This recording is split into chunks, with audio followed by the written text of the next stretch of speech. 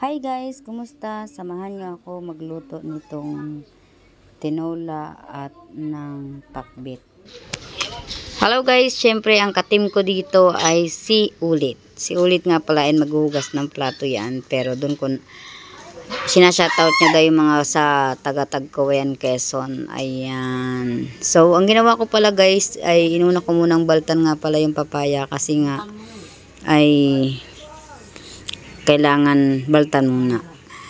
Ayan, inano ko rin yan, ginayat ko lang ng katamtaman din naman ng laki.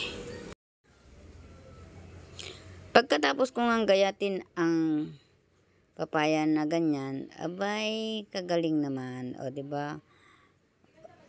Napakamahal ng papaya ngayon guys, 60 pesos yan. Yung bili ko dyan sa papaya na yan. Samantalang noon, pinuputi lang namin yan sa amin. At syempre, sinunod ko nga pala ang sibuyas at bawang.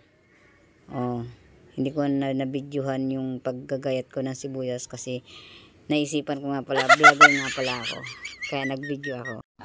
At syempre, tunula nga pala ang ating lulutuin. Kaya, nag-ano tayo ng luya. Naghanda rin ako ng luya na maliit lamang. Syempre, hugas na ang ating luya at binaltan ko ng mabilis. O, diba? At ginayat-gayat ko rin to ng katamtaman guys para syempre makain din nila. So, yun nga guys, pagpasensyahan nyo na yung mga nasa likod ko na background, may nagsisigawan. Kasi nga ang dami-dami namin dito sa bahay ng aking pamangkin dito sa Pampanga.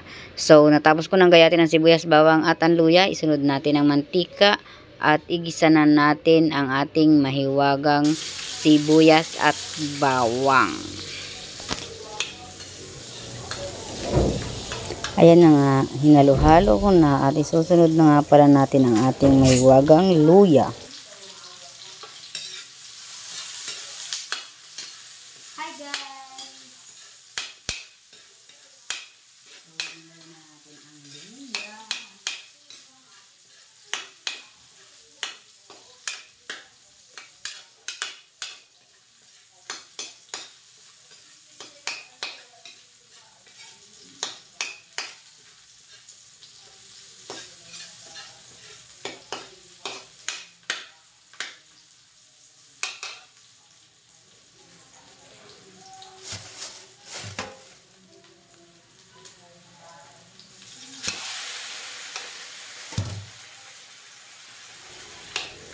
Siyempre guys, sinunod na natin ang ating manok. Isangkot sa muna natin ang manok.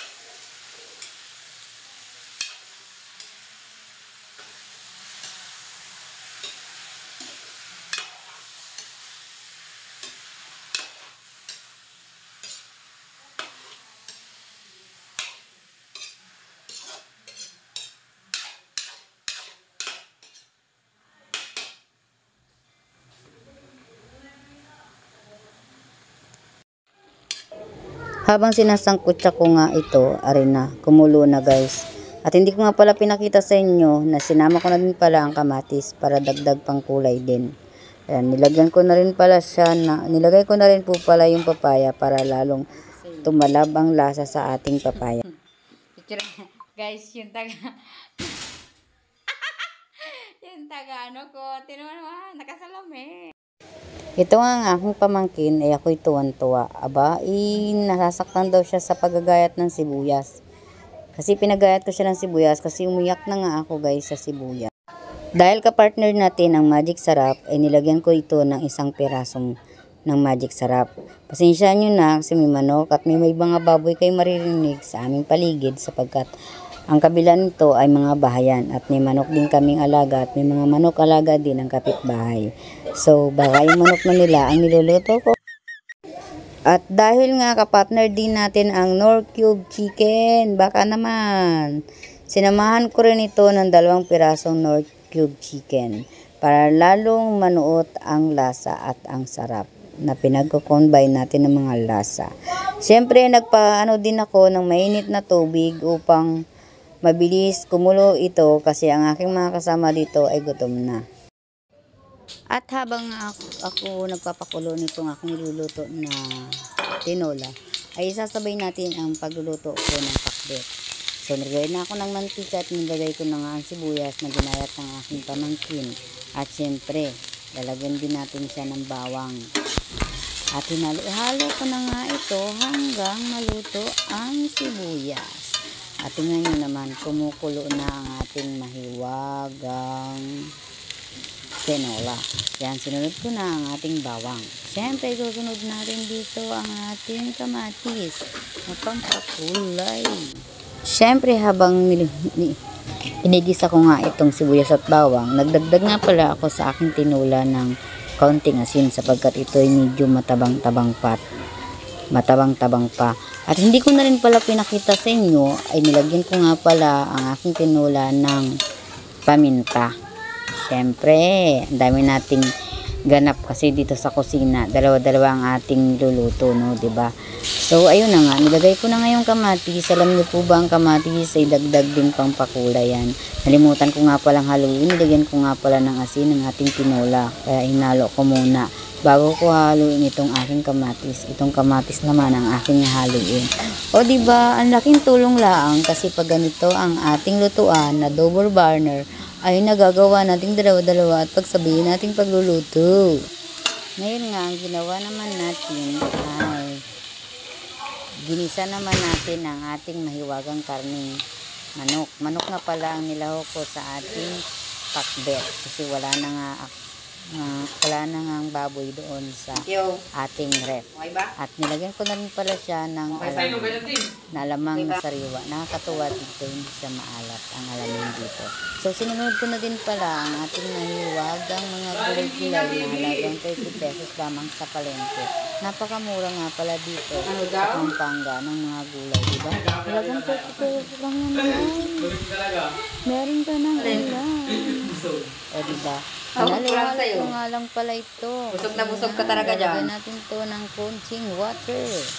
Ayan, nilagyan ko lang pala siya ng water. At syempre guys, kakampi natin dito ang ating mahiwagang oyster sauce. Baka naman. Nilagyan ko rin pala siya ng konting toyo. Tapos, syempre, susunod nga natin ang hiwa-hiwagang oyster sauce. Siya nga pala, kapartner din natin dito ang Dato Puti. Baka naman. O, diba, dami natin sponsor. So, nilagyan ko rin siya ng magic sarap. O, diba, lalong sumasarap ang ating lulutuin pag mga ganito, guys. Ang ilalagay ko nga lang pala dito ay isang oyster sauce para lalong sumirap. O, diba, habang kumukulo talaga ang ating tinola, abay, sumasabay naman itong ating mahiwagang pakbet na tsambahan na luto. Actually, madalang lang talaga ako magluto sa mga ganito, guys. Sorry na, guys, sa inyo. Ganyan lang talaga ako magluto. O, mamasitas, oyster sauce, baka naman. Thank you so much guys sa araw-araw na panonood ng aming vlog. So hanggang dito na lang ang aking vlog. Luto na ang ating tinula at nilagyan ko na rin ng dahon ng siliyaan guys.